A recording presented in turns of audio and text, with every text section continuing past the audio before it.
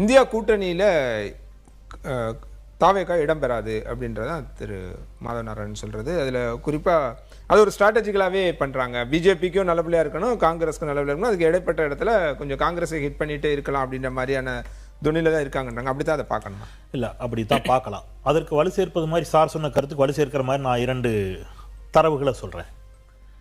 சட்டமன்றத்தில் விடுதலை சிறுத்தைகள் கட்சியினுடைய துணை பொதுச் செயலாளர் மாண்புமிகு அமைச்சர் வன்னியரசு அவர்கள் பேசுகின்ற பொழுது மோடி அவர்களையும் அமித்ஷா அவர்களையும் பெயரை குறிப்பிட்டு விமர்சன பார்வை ஒன்றை வைக்கிறார். அது எந்த சட்டப்பேரவையிலிருந்து நீக்கக்கூடிய விதத்தில் எந்த கண்ணிய குறைவான அல்லது அவையில் பயன்படுத்தக்கூடாத எந்த வார்த்தைகளும் அவர் பயன்படுத்தலை. நீங்கள் டீலிமிட்டேஷன் தொடர்பான ஒரு விவாதத்தில் மோடியையும் அமித்ஷாவையும் அவர் விமர்சிக்கிறார். மிக வேகமாக அமைச்சர் ஆதவ எழுந்து இதை சட்டப்பேரவை குறிப்பிலிருந்து நீக்குங்கள்ட்டாரு. ஏன் அவ்வளவு பதட்டம் வருது அப்படின்னு வருகின்ற பொழுது நான் திருப்பி சொல்றேன். முன்னணி வார இதழ் ஒன்று இன்றைக்கு சொல்லியிருக்கிறது, மத்திய அரசை தாக்கக்கூடாது. தென்னிந்திய முதலமைச்சர்கள் மாநாட்டில் கலந்து கொண்ட மத்திய உள்துறை அமைச்சர் அமித்ஷா அவர்களோடு சந்தித்த பிறகு தன்னுடைய கட்சிக்காரர்களுக்கு முதல்வர் மிக தீவிரமாக உத்தரவிட்டிருக்கிறாராம். சட்டமன்றத்தில் பிரதமர் குறித்தும் அமித்ஷா குறித்தும் வன்னி அரசு காட்டமாக விமர்சித்த போது அதை அவை குறிப்பிலிருந்து நீக்க சொல்லிவிட்டார் அமைச்சர் ஆதவர்ஜனா. அவசியம் இல்லாமல் மத்திய அரசை எந்த இடத்திலும் தாக்கக்கூடாது என்று அவர் உத்தரவிட்டிருக்கிறாராம்னு. அவசியம் ஏற்படுற இடத்துல கூட இவங்க இன்னைக்கு எங்கேயும் விமர்சனம் செய்யலை. பாஜக இந்த நிமிடம் வரைக்கும் விமர்சிக்கல. இந்த கூட்டத்தொடர் நடந்திருக்குது. நமக்கு தர வேண்டிய நிதி பல்லாயிரம் கோடி இன்னமும் ஒன்றிய அரசிடமிருந்து தமிழ்நாட்டுக்கு வர வேண்டிய நிதி மீதம் இருக்கிறது. குறிப்பாக பள்ளிக்கல்வித்துறையில் மட்டும் கிட்டத்தட்ட 5000 கோடி ரூபாய்க்கு மேலே நிதி இன்னும் பாக்கி இருக்குது. அதெல்லாம் பள்ளிக்கல்வித்துறை மானிய கோரிக்கையில் எங்கேயுமே அமைச்சர்கள் சுட்டி காட்டலை. சட்டப்பேரவையில் அமைச்சர் ஆதவர்ஜனா பேசினதையே நான் சொல்கிறேன். மாநில அரசு ஒத்துழைக்கும் பட்சத்தில் பல திட்டங்களை நிறைவேற்றுவதற்கு ஒன்றிய அரசு தயாராக இருப்பதாகவும், முந்தைய ஆட்சியின் இடர்பாடுகளை நீக்கினால் சுமார் 2 லட்சம் கோடிக்கான திட்டங்களுக்கு வரும் 5 ஆண்டுகளில் அனுமதி அளிப்பதற்கு ஒன்றிய பாஜக அரசு தயாராக இருப்பதாகவும் நிதின் கட்கரி என்னிடம் தெரிவித்தார். அப்போ ஒரு அவங்க எதை நோக்கி நகர்றாங்க அப்படிங்கிறது நம்மளால புரிந்து கொள்ள முடிகிறது. இந்த நாடாளுமன்ற தேர்தல் 3வது அணி அல்லது அது குறித்த பேச்சுக்கள் எழுவதற்கு இன்னொரு வலிமையான காரணம் இருக்குது. 2014 மோடி அவர்களை பிரதமர் வேட்பாளராக முன்னிறுத்திய போது நான் ஆன்டி பிஜேபி அல்லது பாஜகவுடைய சித்தாந்தங்களுக்கு நான் முரண்படக்கூடியவன். ஆனாலும் என் நண்பர்களிடம் சொன்னேன், 350 இடங்களை தொட்டு அவர் வெற்றி பெறுவார். ஏன்னா அவருக்கு அன்னைக்கு அவ்வளவு செல்வாக்கு இருந்துச்சு, நம்ம கண்கூடா பார்த்தோம். 2019 வருகின்ற பொழுதும் நான் சொன்னேன், நிச்சயமாக பாஜக மீண்டும் வெற்றி பெறும். 2024 என்னுடைய கருத்து என்னவா இருந்துச்சுன்னா, பாஜக வெற்றி பெறும், ஆனால் தனி பெரும் கட்சியாக வரும், தனி பெரும்பான்மை கிடைக்காது, 250 இடங்களுக்கு மேல் வெல்வார், மீண்டும் மோடி பிரதமர் ஆவார்னு. 2029 என்னவாக இருக்கக்கூடும் என்று எல்லோரும் யூகிக்கிறார்கள். நான் என்னளவில் நான் இப்படி யூகிக்கிறேன், யாருக்கும் பாஜகவிற்கு இன்னும் கூட கொஞ்சம் இடங்கள் குறையலாம். தனிப்பெரும் கட்சியாக பாஜக வந்தாலும் கடந்த நாடாளுமன்ற தேர்தலில் பெற்ற இடங்களை கூட அது பெருமான டவுட் இருக்கு, இன்னும் கூட கொஞ்சம் குறையலாம். அப்படி குறைகின்ற பொழுது ஒரு யார் பிரதமர் என்பதை தீர்மானிக்கக்கூடிய இடத்தில் தன்னால் இருக்க முடியும்னு விஜய் நம்புகிறார். இப்போ தமிழ்நாட்டில் மட்டும் 40 இடங்கள் புதுவையோடு சேர்த்து. அவர் கர்நாடகா போனார் சாமுண்டீஸ்வரி கோயிலுக்கு. அப்போ நீங்கள் அவருக்கு கூட்டத்தை நீங்கள் பார்த்துருப்பீங்க, கட்டுக்கடங்காத கூட்டம். அப்போ அவர் என்ன கன்வே பண்ணுறாரு காங்கிரஸுக்குன்னா, உங்களுடைய ஸ்டேட் தான், பட் எனக்கு இவ்வளோ ஃபேன்ஸ் இருக்கிறாங்க. கேரளாவில் அவருக்கு எவ்வளோ ஃபேன்ஸ் இருக்கிறாங்கிறத அவர் நம்ம கேரளா போகின்ற பொழுது பார்த்தோம். இப்போ இன்னைக்கு வந்திருக்கக்கூடிய செய்தி, ஆதாரப்பூர்வமாக வந்திருக்கக்கூடிய செய்தி, எல்லா முன்னணி ஏடுகளிலும் வந்திருக்கக்கூடிய செய்தி, அஃப்கோர்ஸ் புதிய தலைமுறையிலே அதை ஒரு ஸ்டோரியாக நீங்கள் ப்ளே பண்ணியிருந்தீங்க. 5 கோடி ரூபாய் ஒரு மாதத்திற்கு தாவேகா செலவிடுகிறது. வட மாநிலங்களில் இந்த விஜய் தளபதி அப்படிங்கிற அந்த டோன்ல விஜய் தளபதின்னு சொல்லி ஒரு பெண் பேசுகிறார். அவர் தமிழ்நாட்டில் என்னெல்லாம் நடந்திருக்குன்னு சொல்றாரு, நமக்கெல்லாம் தலை சுத்துது. அதெல்லாம் தமிழ்நாட்டிலே நடந்துச்சு, எப்படா நடந்துச்சுங்கிற மாதிரியே இருக்குது. பாலியல் வன்கொடுமை செய்பவர்களை சுட்டுக் கொல்லுகிறார். ஜியோ சிம்மு 10 பைசா ஏறினா கூட அதை தடை செய்கிறார். பெட்ரோல் விலையை ஏற்றிட்டா மோடிக்கு வரி கட்ட மாட்டேன்னு சொல்லியிருக்கிறார். இந்த மாதிரி நிறைய ஸ்டோரிஸ். யாரை நோக்கி? விஜய் நோக்கி. இன்னும் ஒருபடி மேலே போய் அவர் பாகிஸ்தானுக்கு போயிட்டு வந்துட்டாரு அப்படிலாம் ஸ்டோரி. அதோட நோக்கம் என்னவா இருக்கு? அதோட நோக்கம் வட இந்திய மக்களிடம் அவர் கொண்டு போய் சேர்க்கிறது. பல கோடி மக்கள் அதை பார்த்துருக்குறாங்க. அந்த ரீல்ஸை பல கோடி மக்கள் அங்கே பார்த்துருக்குறாங்க. அப்போ வட இந்தியாவிலும் அவருக்கு கணிசமான ரசிகர்கள் இருக்கிறார்களா என்றால் இருக்கிறார்கள். அப்போ நீங்கள் எப்படி யோசிங்களேன், தமிழ்நாட்டில் ஒருவேளை 40 இடங்களையும் வெல்ல முடியும் என்ற நம்பிக்கை விஜய்க்கு இருக்கும் என்று சொன்னால், 40க்கு 40 இப்போ கடந்த தேர்தலில் திமுக அணி வெற்றி பெற்றது, 40க்கு 40. அந்த மாதிரி ஒருவேளை தமிழ்நாடு புதுவோடு சேர்த்து ஒரு 40 இடங்கள். ஒட்டுமொத்த இந்தியாவிலும் ஆந்திரா, கர்நாடகா, கேரளா, வட இந்தியாவில் கொஞ்சம் எல்லாம் சேர்த்து ஒரு 20 இடங்கள் எக்ஸ்ட்ரா பெற்றா கூட 60 இடங்கள் குறைந்தபட்சம், அதிகபட்சம் 80 இடங்கள் வைத்துக் கொள்ளுங்கள். 60லிருந்து 80 இடங்களை பெற்றால் ஒன்னு கிங் அல்லது கிங் மேக்கர். இது விஜய் அவர்களிடம் இருக்கக்கூடிய எண்ணம். அதுதான் நான் உறுதியா நம்புறேன். இதற்கு வலு சேர்ப்பது போல நான் விமர்சன பார்வையில் அடிக்கல, குறையா சொல்லல. ஒவ்வொருவருடைய உரிமையிலேன்னு சொல்றேன். அது அவங்களுடைய உரிமை, அவங்களுடைய பார்வை.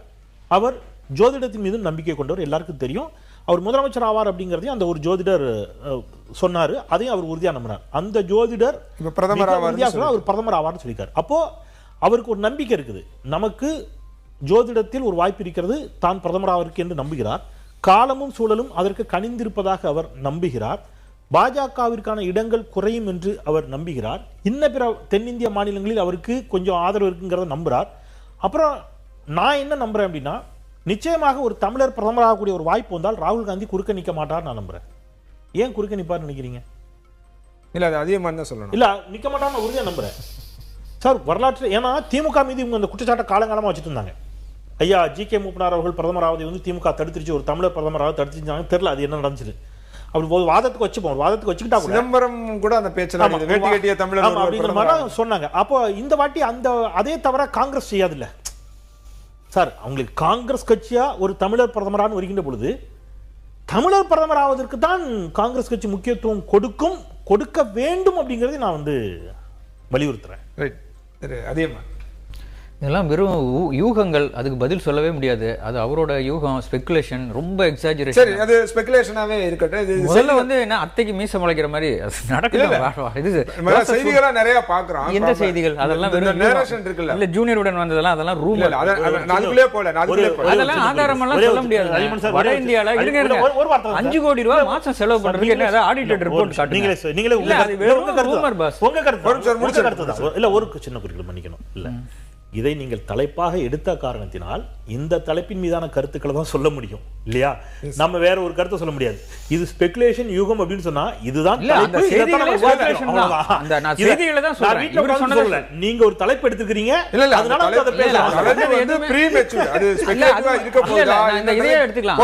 மாசம் 5 கோடி ரூபாய் செலவு பண்றாங்க தாவேகா வட இந்தியால ரீல்ஸ் தயாரிக்கிறதுக்குன்னா, அது இப்படின்னு எல்லா ஊடகங்களையும் வந்திருக்குன்னா அது என்ன எல்லாம் அவங்க எல்லாம் அதுக்கு ஆதாரம் காட்ட முடியுமா? 5 கோடி இல்லாம அது 3 கோடியா இருக்கலாமா, அல்லது 1 லட்சமா இருக்கலாமா? 1 லட்சமா கூட இருக்கட்டும். நான் என்ன கேக்குறேன், அது எப்படி தெரியும்? அது வந்து நீங்க ஆதாரம் இல்ல சார், அது 5 கோடியோ 1 லட்சமோ அது வந்து செய்தி வந்தா அவங்களோட நோக்கம் என்னவா இருக்கும்னு நான் கேக்குறேன். அது அவங்க பண்ணாங்களோ, அவங்களே என்ன சொல்றது, அவங்கவே பண்ணலன்றீங்களா? இல்ல ஆர்வ கோளாறுல அங்கங்க இருக்கவங்க பண்றாங்க, யாருக்கு தெரியும்? அது நீங்க வந்து அதை வச்சுட்டு அவங்க இந்தியா ஃபுல்லா. ரெண்டாவது, இது ஃபர்ஸ்ட் ஆஃப் ஆல் இதெல்லாம் அப்புறம் பேசலாம் இருங்க. முதல்ல வந்து காங்கிரஸ் விட்டு இவங்க விலக போறாங்களா என்ன? அடுத்த தேர்தலில் ஒன்றும் இல்லை, இப்போ இடைத்தேர்தல் வரப்போகுது. இன்னைக்கு இல்லைன்னா 6 மாசத்துக்குள்ள வந்தாகும், 1 வருஷத்துக்குள்ள. இந்த 6 தொகுதிக்கு பிளஸ் பஞ்சாயத்து தேர்தல் அடுத்த மார்ச்ல வரப்போகுது. இதுலயே தெரிஞ்சிடும் காங்கிரஸோட தாவேகா தொடர போதா, விசிகே இந்த பேருக்கு IUML இவங்களோட கூட்டணி. அவங்க சீட் இல்ல அப்ப இவங்களே தனியா நின்னா இவர் சொன்னதெல்லாம் கரெக்ட். 40 சீட்டை இவங்க ஜெயிக்க போறாருன்னு ஒரு உறுதியா நம்பினா 40லயும் தனியா நிக்க போறாங்களா? 29ல அப்ப கூட்டணி விட்டு விலகுறாங்களா? அப்ப 29ல இவங்க ஆதரவு இல்லாம இவங்க ஆட்சி நடந்துருமா? அந்த கேள்வி எல்லாம் இருக்குல்ல. அதிமுக ஆதரவு இருக்கு. இல்ல அதிமுக பத்தி இன்னொன்னு சொல்றேன். அவர் சொன்னார்ல செங்கோட்டையன், ஏற்கனவே 25 பேர் அந்த நம்பிக்கை வாக்கெடுப்ப ஆதரிச்சு ஓட்டு போட்டவங்க தான். அவங்கள வந்து இன்னும் டைலமால தான் இருக்காங்க. அவங்க வந்து அவங்களுக்கு யாரும் மாவட்ட செயலாளர் பதவி கொடுக்கல. அதுல தான் கொஞ்சம் பேர் ரிசைன் பண்ணிட்டு இந்த பக்கமும் வந்துட்டாங்க. அவங்க எனி டைம் உறுதி கொடுக்க வாய்ப்பு இருக்கு. இல்ல அதை சொல்ல வரல. அது வந்து அவங்க வந்து இது ஒன்றும் பெரிய புது நியூஸ் இல்ல. 25 பேர் வந்து வரலாம், வராமலும் போலாம். அவங்க வந்து இன்னும் என்ன சொல்றது, அவங்க ஏற்கனவே ஒரு தடவை மாதவ் குறுக்கிட விரும்பினார். நான் அதுக்கு முன்னால ஒரே ஒரு கேள்வி, அவர் மாதவ் கேட்ட கேள்வியை நானும் கேட்கணும்னு நினைக்கிறேன். இந்தியா கூட்டணியில இவங்க இடம்பெற மாட்டாங்க, தாவேகா ஒரு ஸ்ட்ராட்டஜிக்கலாவே இருப்பாங்க 2 பேத்துக்கு நடுவுல அப்படின்றாருல, அதை எப்படி நீங்க பாக்குறீங்க? உங்க பதில வாங்குறதுக்கு முன்னால திரு மாதவ நாராயணன்.